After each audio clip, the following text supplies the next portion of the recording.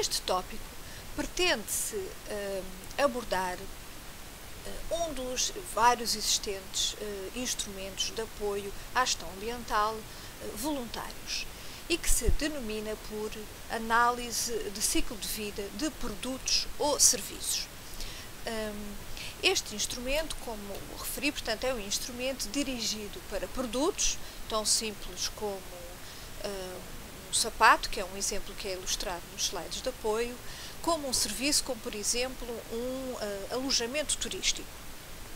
E o que este instrumento, ou o objetivo fundamental deste instrumento, é fazer uma avaliação integrada dos efeitos ambientais associados a este produto ou este processo ou atividade. E para isso, basicamente, consiste numa avaliação, como o próprio nome diz, de todo o ciclo de vida do produto. Desde o momento em que se consideram as matérias-primas que são necessárias para esse produto ou serviço, até ao seu tempo de elaboração e ao seu tempo de vida, até ao final, quando ele passa a ser para destino final. Ou seja, considerando um exemplo do sapato, desde o momento que eu tenho que requerer todas as matérias-primas necessárias à sua elaboração, exceto a execução, até depois da fábrica, até aos teus postos de venda, quando ele é adquirido, durante o tempo que ele é utilizado e até do momento que eu o deito fora, ou até quando é reutilizado, até ao seu final de vida. Portanto, é uma análise que avalia todos os efeitos ao longo de todo o ciclo de vida do produto. Uma coisa que chama aqui a atenção, que é importante terem em conta, portanto, um lado é este conceito, por outro lado é a unidade funcional a que diz respeito esse produto, porque nós temos que o considerar em termos de quantidade desse produto que é produzido, e temos que fazer de alguma forma um balanço de massas em termos de ter em conta com tudo o que entra, em termos de matéria e tudo o que sai. E também em termos de gastos energéticos em todas essas fases. Outra coisa que tenho que ter aqui em consideração é que, assim como a grande maioria dos instrumentos voluntários, eles têm o apoio através de normas ISOs, que basicamente são regras que nos ajudam a normalizar todo este processo para a determinação da análise de ciclo de vida. E que aqui realço que as normas que são fundamentais terem em conta para a análise de ciclo de vida é a ISO 14000, a 14044, 14047, 14048 e 14049. Portanto, há várias normas consoante diferentes fases dos objetivos, da avaliação e até dos próprios exemplos que abrangem todas estas normas, que não são mais do que ajuda a normalizar e a standardizar os processos para a determinação da análise do ciclo de vida. Outra questão importante que é ter em conta quando falamos neste instrumento de análise de ciclo de vida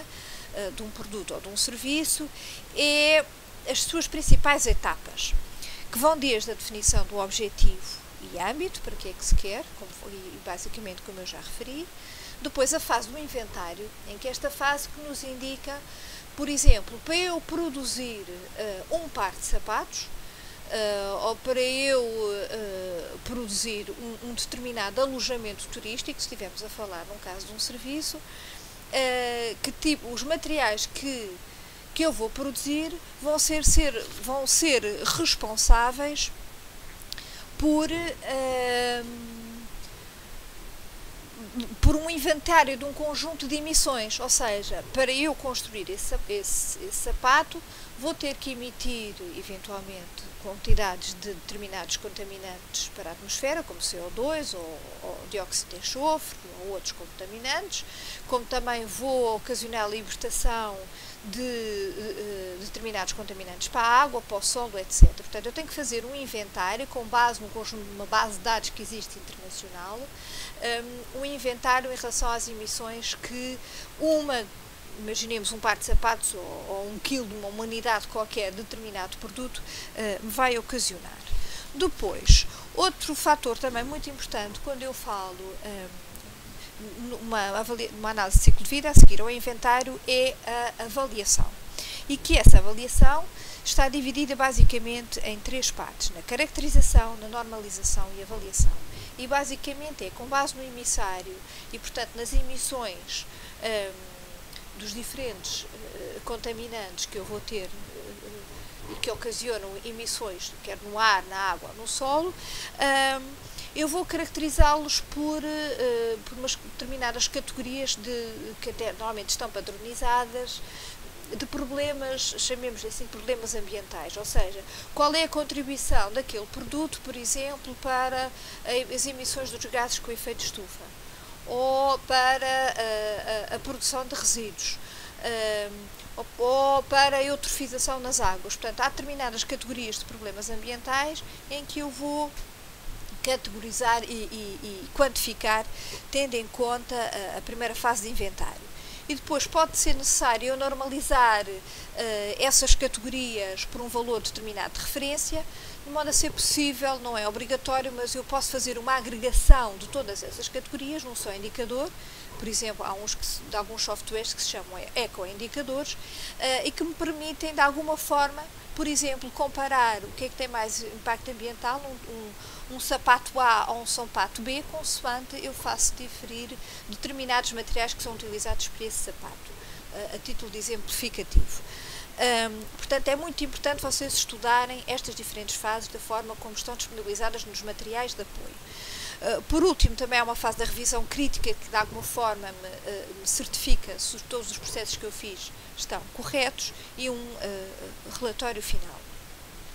Aqui quero realçar que existem softwares próprios, porque isto, aqui não se pretende que vocês saibam fazer uma análise de ciclo de vida, porque é um processo de facto complicado e que muitas vezes requer a utilização de software e de grandes quantidades de informação, mas consigam perceber qual é o objetivo e porque é que é útil este instrumento. Porque ele está ligado a um outro, que é o rótulo ecológico, em que só me é permitido um determinado produto ter um rótulo ecológico quando eu faço uma análise de ciclo de vida desse produto e posso verificar onde é que estão as fases com maior ou menor impacto ambiental e como é que eu posso melhorar o desempenho desse produto. É a grande vantagem deste instrumento, que embora seja voluntário, tem sido utilizado pelas organizações porque poderá permitir uma avaliação de saber onde é que eu posso poupar em termos de recursos e de modo a eu possa cumprir a legislação, quais são os passos dentro do análise de ciclo de vida que são mais críticos. Muitas vezes estão um pouco como relacionados com o transporte relacionado com a matéria-prima que vem de muito longe e aí ocasiona logo um grande impacto, por exemplo, em termos das emissões de CO2. Portanto, hoje em dia este instrumento tem que ser visto como uma vantagem económica, não só ambiental, mas económica para as organizações, que sabemos que hoje é um ponto fundamental. Portanto, era isto que é importante realçar no estudo deste instrumento.